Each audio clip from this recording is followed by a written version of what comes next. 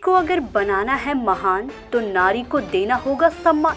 ये कहना है कवयित्री सुधा मिश्रा का, जो स्वयं एक महिला होने के साथ साथ प्रोफेसर, कवयित्री, समाज सेविका और पर्यावरण संरक्षण के लिए लगातार संघर्ष कर रही है।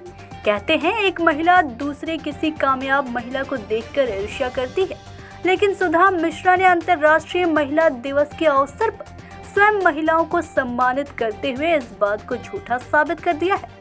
अंतर्राष्ट्रीय महिला दिवस के अवसर पर पर्यावरण मित्र संयोजिका कवयित्री सुधा राजस्वी मिश्रा एवं विप्र समाज की प्रदेश अध्यक्ष एडवोकेट सुधा मिश्रा ने महिला सशक्तिकरण को बढ़ावा देते हुए नारी सशक्तिकरण का सशक्त उदाहरण उपायुक्त माधवी मिश्रा को उनके साहस एवं कर्तव्य निष्ठा के लिए किया गया सम्मान।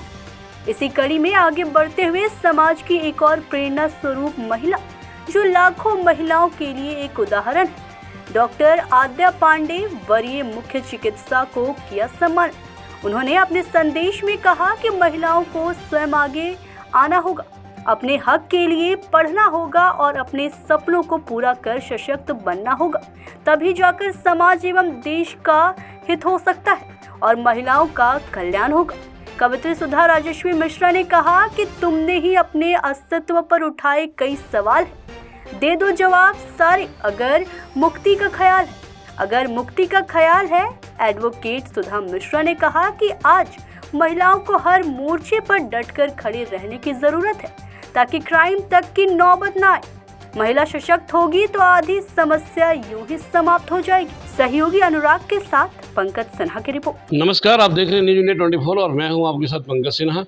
आज हम धनबाद में डॉक्टर आद्या, जो कि एक पैथोलॉजिस्ट हैं और एडिशनल चीफ मेडिकल सुपरिटेंडेंट भी हैं, और मैं समझता हूं कि तमाम महिलाओं के लिए एक प्रेरणा स्रोत हैं। और जो लड़कियां किसी न किसी समस्या से हार कर घर में बैठ जाती हैं, हिम्मत हार देती हैं, और उनके लिए बहुत ही बड़ी प्रेरणा की जीती जागती साक्षात मूर्ति हैं डॉक्टर आद्या। आज हम उनके निवास स्थान पे हैं, और वो इसलिए कि पर्यावरण मित्र की तरफ से सुधा मिश्रा जी, जो कि एक बहुत बड़ी कवयित्री भी हैं, प्रोफेसर भी हैं, आज इन्हें महिला दिवस के अवसर पे सम्मानित करने के लिए आई हैं। एक महिला होकर के महिला का सम्मान कर रही हैं। कहीं ना कहीं इनके प्रति, इनके मन में भी महिलाओं के प्रति, और वैसी महिलाएं जो अपने कर्मों के बल पर आगे बढ़ कर के कुछ न कुछ मुकाम को हासिल किया है, बहुत ज़्यादा आदर रखती हैं। हम बात करेंगे पहले पर्यावरण मित्र सुधा मिश्रा जी से। बोलिए, क्या बोलना चाहेंगे आज अवसर पे? आज अंतर्राष्ट्रीय महिला दिवस के उपलक्ष्य में मुझे बहुत ही गर्व हो रहा है कि मैं आज आद्या पांडे मैम को सम्मानित कर रही हूँ, क्योंकि मैंने देखा है कि ये बहुत ही अपने कर्म के प्रति एकदम दृढ़ निश्चयी हैं और हमेशा समाज के लिए कुछ ना कुछ करती रहती हैं। तो इनके इसी प्रेरणा को देखते हुए हम सब भी इनसे प्रेरणा लेते हैं, और आज ये जिस पद को सुशोभित कर रही हैं, हम सभी महिलाओं के लिए एक प्रेरणा का स्रोत हैं कि हर महिला कुछ ना कुछ करके एक पोस्ट को होल्ड करे और अपना अस्तित्व बनाए। मैंने हमेशा कहा है कि जहाँ भी जाती हूँ महिलाओं के सशक्तिकरण की बात करती हूँ, क्योंकि जब एक महिला सशक्त होती है तो वह पूरे समाज को सशक्त करने की क्षमता रखती है। तो इसीलिए आज मैंने महिला दिवस के उपलक्ष्य पे उनको सम्मानित किया, और यह सम्मान सिर्फ उनका नहीं, ये हमारा खुद का सम्मान है। जब एक नारी के लिए आगे हाथ बढ़ाती है तो चीज़ें बहुत आसान हो जाती हैं, क्योंकि ये हमारे समाज में एक लोकोक्ति फैल गई है कि मैं जहाँ भी जाती हूँ तो मंच से पुरुष वर्ग यही बोलते हैं कि एक नारी ही नारी की दुश्मन होती है। लेकिन मुझे लगता है कि इस बात का खंडन करना हम नारियों का ही परम कर्तव्य और नैतिक कर्तव्य बनता है कि हम इस बात का खंडन करते हुए हर उस महिला को सम्मानित करें जो समाज के लिए एक प्रेरणा स्वरूप है, जो समाज में एक अपना मुकाम बना रही हैं, ताकि एक दूसरे से प्रेरित होकर समाज में महिलाओं का वर्चस्व बना रहे और वह जिस तरह पूजनीय हैं सदैव पूजनीय बनी रहें। चलिए, बहुत अच्छी बात है।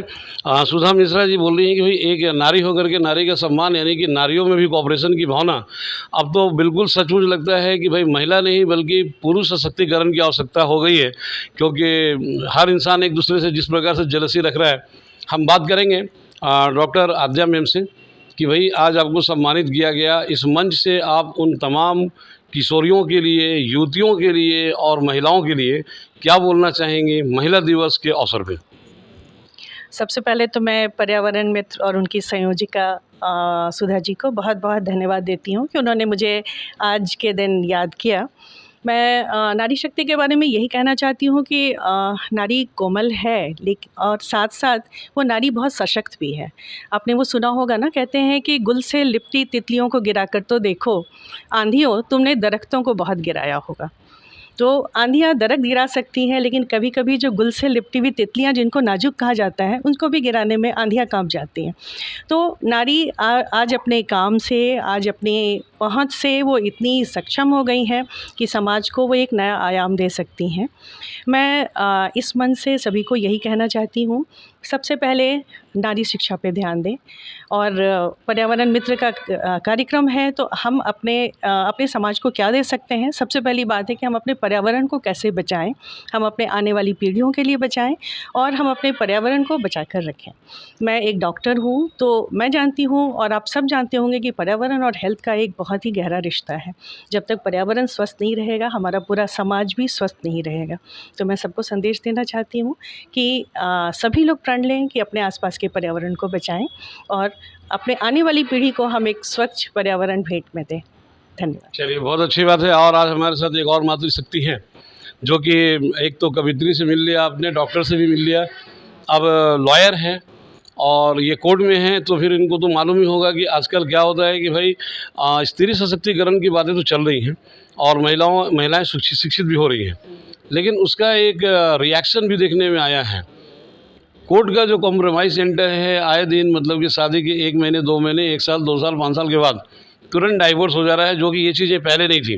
पहले महिलाओं पे अत्याचार होता था, ठीक है, उनका मतलब कि अधिकारों का शोषण भी होता था, उन्हें घर में रहने के लिए मजबूर भी किया जाता था और हाई लेवल की शिक्षा नहीं दी जाती थी। परंतु आज तलाक के जितने मामले बढ़ते जा रहे हैं, इसमें अगर पुरुष दोषी है तो मैं समझता हूँ कि कुछ ना कुछ हद तक शिक्षित महिलाएं भी दोषी हैं। इस पर क्या बोलना चाहेंगी? नारी सशक्त हुई और उसका कहीं न कहीं नारी जो है गलत, जो आपने कहा जो गलत ले रही हैं, नहीं, वो आज वो सहन शक्ति जो है उनके अंदर थोड़ा कमी आ गई। सहन शक्ति में सहन करने की क्षमता जो है पहले की तुलना में अब कम गया है। जैसे पहले क्या था, जो मार खा के रह लेती थी, लेकिन आज की बेटियां जो पढ़ लिख के आ रही हैं, वो मार खाने के लिए नहीं पढ़ रही हैं। वो आगे चाहती हैं क्या, जो नहीं हम आगे बढ़ें और हम माँ बाप जो हमारे पढ़ा लिखा के, जो हमारी माँ पर जो बीता है वो हम पर ना बीते। ठीक है, ये लड़कों में ये जो उसको आज जैसे हमारा देश जो पुरुष प्रधान है, इसको बर्दाश्त कर नहीं पा रहा है। जो आपने कहा, जो जहाँ दोनों में कमी है, दोनों में कमी, शिक्षित तो हमारे समाज में दोनों आए। जैसे अभी आपने कहा क्या, जो अभी पुरुष सशक्तिकरण की मांग आएगी, ये आने वाली है, आने वाली बल्कि आ चुकी है। जो पुरुष अब इस चीज़ को रखेंगे, इस बात को, जो मतलब हम लोगों को भी सुरक्षा मिले। लड़कियां इतनी हमारी सशक्त हो चुकी हैं, अब वो दबने वाली नहीं है।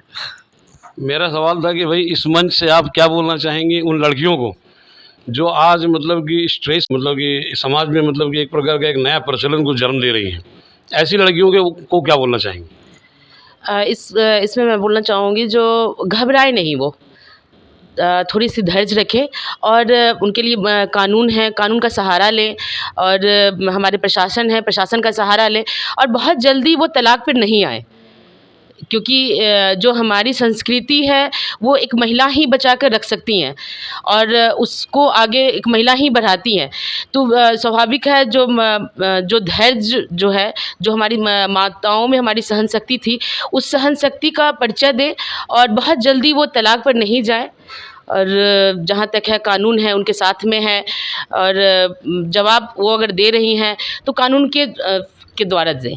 चलिए, बहुत अच्छी बात है कि भाई पेशेंस रखना होगा वैसी लड़कियों को, वैसी स्त्रियों को, क्योंकि हमारी संस्कृति जहाँ शादी का रिश्ता, शादी का संबंध 7 जन्मों का माना जाता है, तो इस परंपरा को और इस धर्म को बचाने का जिम्मेवारी भी उनका बनता है। सहयोगी अनुराग जी के साथ पंकज सिन्हा, न्यूज़ इंडिया 24।